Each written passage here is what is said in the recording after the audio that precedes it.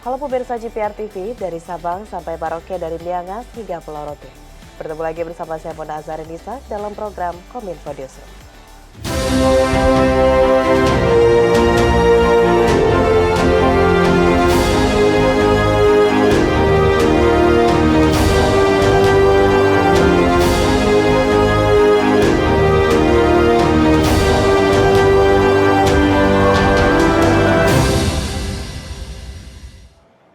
Pemirsa, kita ke informasi pertama.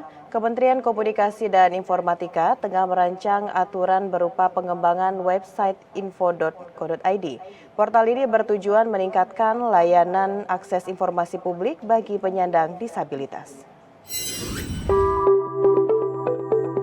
Kementerian Komunikasi dan Informatika telah menyiapkan rancangan regulasi berupa peraturan menteri terkait dan mengembangkan website info.co.id untuk meningkatkan layanan komunikasi informasi publik terhadap penyandang disabilitas.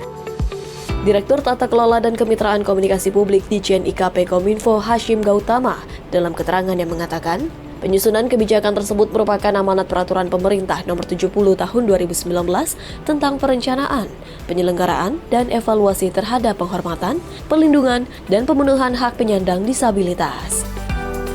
Sehingga Kementerian Kominfo memiliki tanggung jawab untuk menyusun kebijakan dan standar operasional layanan komunikasi dan informasi publik yang mudah diakses, andal, dan responsif terhadap kebutuhan penyandang disabilitas.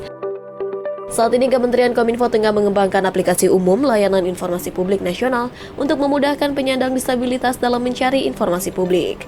Aplikasi itu nantinya terintegrasi melalui website info.go.id yang dilengkapi dengan beragam fitur seperti memperbesar teks, memperkecil teks, suara, dan mengatur rata kiri, rata kanan. Dengan website tersebut, penyandang disabilitas diharapkan dapat mudah mengakses layanan komunikasi dan informasi publik yang inklusif. Keberadaan layanan informasi publik dalam info.go.id juga dapat menjadi acuan bagi masyarakat untuk memperoleh informasi yang valid. Sehubungan dengan itu, Direktur Jenderal IKP juga tengah mengembangkan aplikasi umum layanan informasi publik nasional yang terintegrasi melalui info.go.id yang dilengkapi dengan fitur-fitur untuk membantu penyandang disabilitas. Keberadaan aplikasi umum juga diharapkan dapat membantu meningkatkan kualitas pengelolaan dan pelayanan informasi publik oleh kementerian, lembaga, dan pemerintah daerah untuk membangun aplikasi yang sejenis, sehingga dapat mengalokasikan sumber daya tersebut pada aspek lain yang lebih membutuhkan. Kita ke informasi selanjutnya pemirsa, KLHK dan PPATK berkolaborasi membentuk tim gabungan untuk memberantas modus pencucian uang dari pertambangan dan pembalakan liar. Dalam praktiknya, KLHK dan PPATK akan bersinergi dengan Polri dan Kejaksaan Agung dalam pemberantasan aset dan penegakan hukum.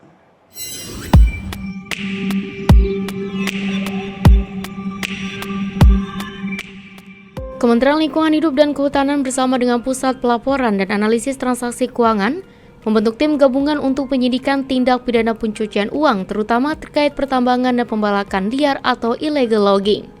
Menko Polhukam sekaligus Ketua Komite Koordinasi Nasional Pencegahan dan Pemberantasan TPPU Mahfud MD menyebut, tim gabungan ini ditetapkan berdasarkan SK Dirjen Penegakan Hukum LHK nomor SK.3/PLHK/PHPLHK /GKM.3/05/2023, yakni pada tanggal 11 Mei 2023. Dalam konferensi persnya, Mahfud juga mendorong kepada tim gabungan tersebut untuk melaksanakan tugasnya secara nyata dan produktif, dengan melakukan berbagai koordinasi dengan instansi terkait seperti Kepolisian RI dan Kejaksaan Agung secara terpadu, yakni dalam pelaksanaan penegakan hukum dan perampasan aset transnasional. Sebagai bentuk tindak lanjut, Mahfud MD juga mengatakan pihaknya baru saja melakukan rapat Komite Tindak Pidana Pencucian Uang yang dihadiri oleh 13 kementerian lembaga anggota TPPU ditambah dengan beberapa kementerian dan lembaga lainnya yang mempunyai kaitan tugas dengan TPPU.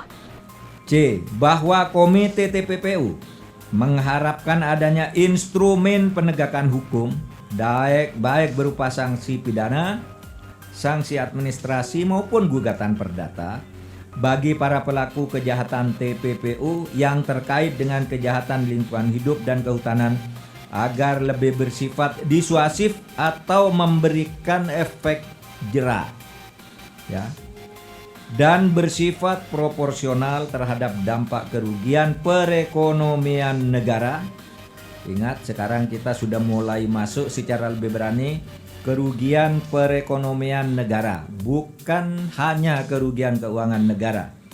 Pada kesempatan yang sama, Direktur Jenderal Penegakan Hukum Lingkungan Hidup dan Kehutanan KLHK Rasio Ridosani menyampaikan bahwa langkah ini perlu dilakukan mengingat kejahatan di lingkungan hidup dan kehutanan memiliki dampak yang sangat besar, terutama dalam kerentanan terhadap kejahatan pencucian uang. Langkah ini juga penting kita lakukan, ya, mengingat dampak dari kejahatan kehutanan kan sangat besar. Ya, mudah-mudahan dengan melakukan upaya, ya, penegakan hukum tindak pencucian uang ini kita akan bisa memastikan kejahatan lingkungan hidup dan kehutanan ini dapat kita tekankan, dapat kita berantas, terutama yang terkait dengan tindak pencucian uang. Badan Pelindungan Pekerja Migran Indonesia melepas sebanyak 367 pekerja migran Indonesia ke Korea Selatan. Kepala BP2MI menyebut saat ini negara secara perlahan melakukan peningkatan fasilitas bagi pekerja migran Indonesia.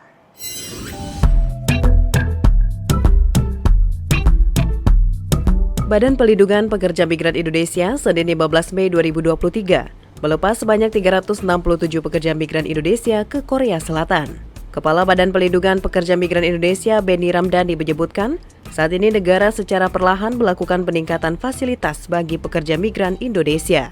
Sebagai pahlawan devisa yang setiap tahunnya memberikan sumbangan devisa untuk Indonesia sebesar 159,6 triliun rupiah, sudah seharusnya PMI mendapatkan fasilitas yang baik.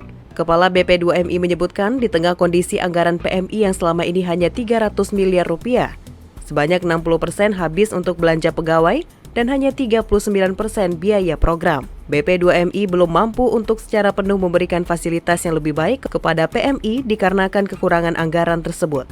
Namun secara perlahan terus berupaya memberikan fasilitas terbaik untuk PMI, mulai dari keberangkatan PMI hingga kepulangan kembali ke tanah air. PMI tidak boleh dicampur dengan penumpang umum, jangan mengalami berdesak-desakan antrian panjang, berikan fast track, jalur khusus, jalur cepat untuk pekerja migran Indonesia.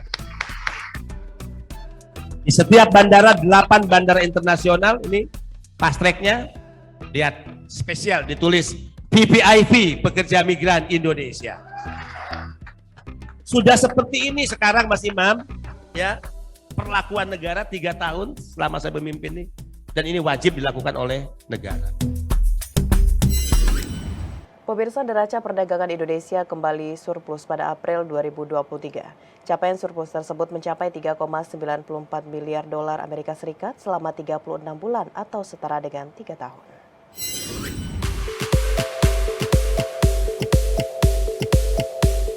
Badan Pusat Statistik mencatat neraca perdagangan Indonesia mengalami surplus selama 36 bulan berturut-turut atau setara dengan 3 tahun.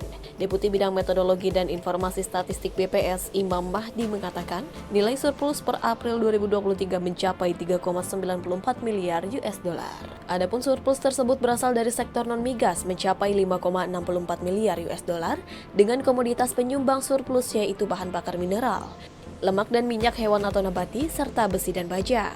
Sementara neraca perdagangan komoditas migas terjadi defisit 1,70 miliar US dollar dengan komoditas penyumbang defisit yaitu minyak mentah dan hasil minyak. Dan dilihat dari asal negara, terdapat 3 negara yang menjadi penyumbang surplus non-migas terbesar pada Februari 2023, yaitu India, Amerika Serikat, dan Filipina. Surplus neraca perdagangan April 2023 ini adalah lebih besar, ya, apabila kita bandingkan pada bulan sebelumnya yang terjadi di tengah penurunan nilai impor yang lebih dalam dibandingkan dengan nilai ekspor. Pemirsa, setelah jeda kami akan kembali dengan informasi lainnya. Tetaplah bersama Kominfo Newsroom.